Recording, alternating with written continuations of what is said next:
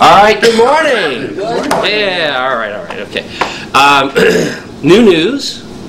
So the information this morning, I wanted to update you and all my patients who watch on the internet is from something called Journal Watch. Journal Watch is basically a summary of some of the latest scientific information in the medical world. And they had some really good reviews of some articles that I've been talking about, and I thought they put it together nicely, so I thought I'd refer to that. So the title of the first article for this video this morning is Diabetic Nephropathy, that means kidney problems after diabetes, worsens, gets worse, with B vitamins. So this is a real head scratcher. We talked about this a little bit yesterday. There's a bunch of other videos on it. And again, the preface of this is, what do we think as Americans? Let's start off by what we all kind of think. I thought, and that is, we know low vitamins are bad. Iron too low is iron deficiency anemia. Low B12, low B1 is thiamine deficiency, causes brain damage. Low folate, a vitamin, may affect the risk of women delivering children with birth defects. So low vitamins, definitely bad. In America, if a little is good, a whole bunch is just wonderful, right? So how many people do we know, how many people know somebody who's getting B12 shots, right? B12 shots, they're good for you, right?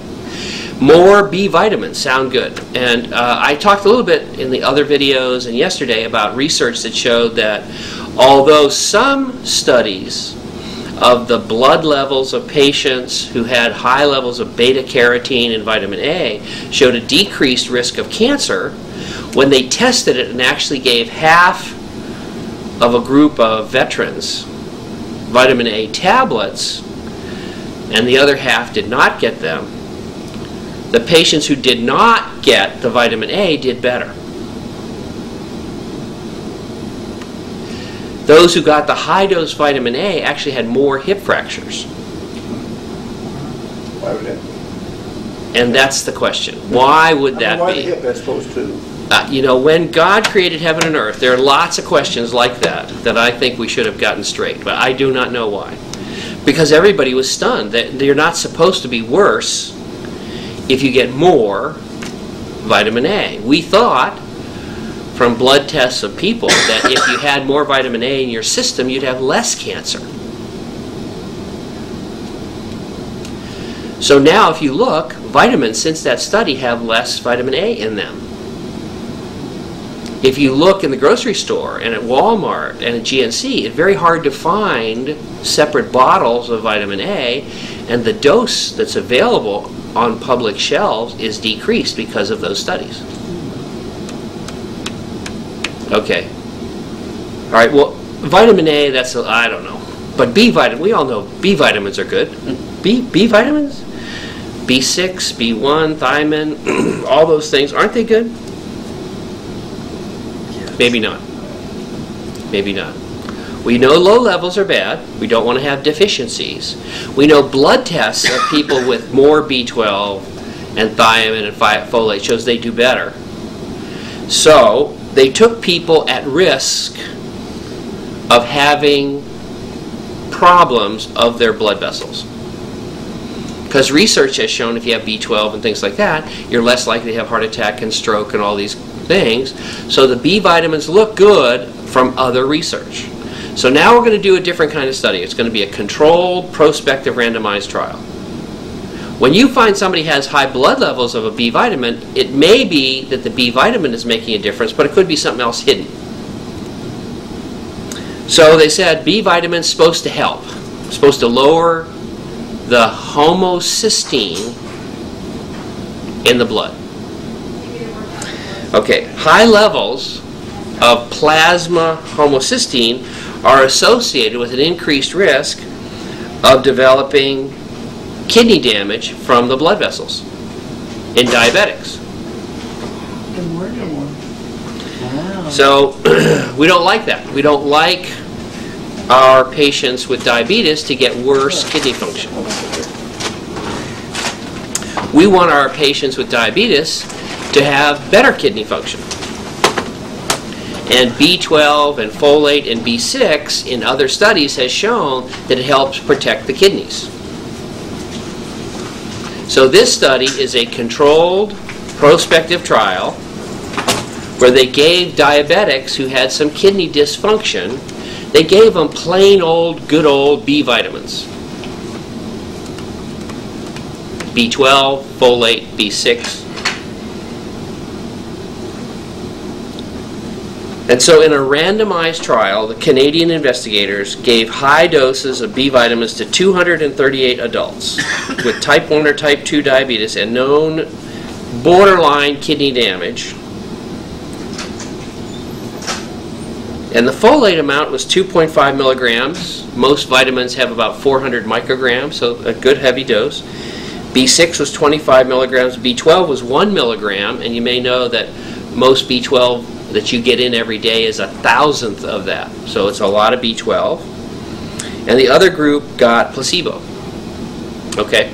They evaluated them at 18 and 36 months to measure how the kidneys were doing.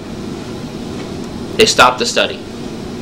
Stopped the study early because they were watching to make sure people weren't getting hurt by this. They stopped the study because the kidney function in the B vitamin diabetics was worse. Okay, I know you think you didn't hear that correctly. Let me do it again. The study was designed to test just plain old vitamins. You could easily take this much if you bought vitamins at Walmart. Easily, it's not that much. It's a lot, but it's not.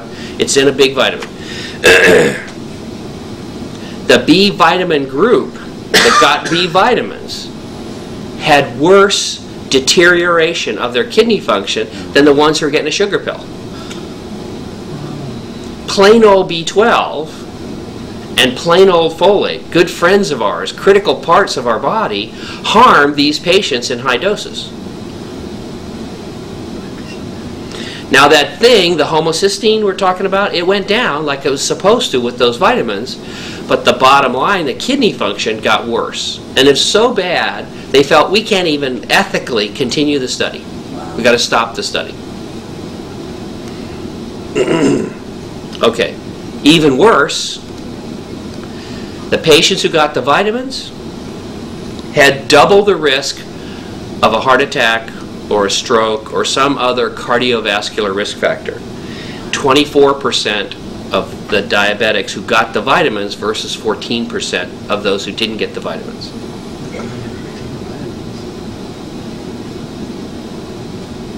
B12. Okay, the biological plausibility. It makes sense that B12 should have helped these people. There's lots of research to suggest why. The homocysteine going down, B12 going up is good. And in fact, the homocysteine did go down, but they did worse. This is not the only study that has shown this. Many other studies have shown that B vitamins don't help. And there's one published in the Journal of General Medicine and one in the Journal of the American Medical Association. And so the conclusion here of Dr. Thomas Schwenk is these kind of high doses of B supplements should be avoided. Okay. What do we think in America? We think, I want to eat a healthy diet, but it's inconvenient to get a fresh green salad, to cut open a grapefruit in the morning or something like that. So instead, we'd like a candy bar and a can of Coke, and I'll take a vitamin to make up for good health. This research suggests that's not the way to do it, and that may not help, and in fact, taking a high dose of vitamin may hurt. Instead, how can we explain all the research, this and other studies, that shows that high levels of B vitamins in your bloodstream are good for you, but when you take tablets of the B vitamins, it harms you? The suggestion is that the B12 itself is a sign in your bloodstream of eating a healthy diet. And that a healthy diet has lots of other things, not just the B12. The elevated folate in your bloodstream means you're eating a healthy diet, not that you're taking a lot of folate pills. So this is another study. There are more like this, and we'll keep you up to date on some of the updated videos on YouTube as this research goes forward. But the bottom line is very simple and very mundane. What should you do if you want to be healthy? Eat good. Should you get shots of B12? I don't think so. Should you take mega vitamins? You know, there are a lot of people. Remember Linus Pauling? He said you should take 10 grams of vitamin C. Don't take too much vitamin A. Don't take a high dose of vitamin E. Do not take high doses of B vitamins. That's the latest research. If you want to eat lots of healthy food, fine. So that's our take-home message for today.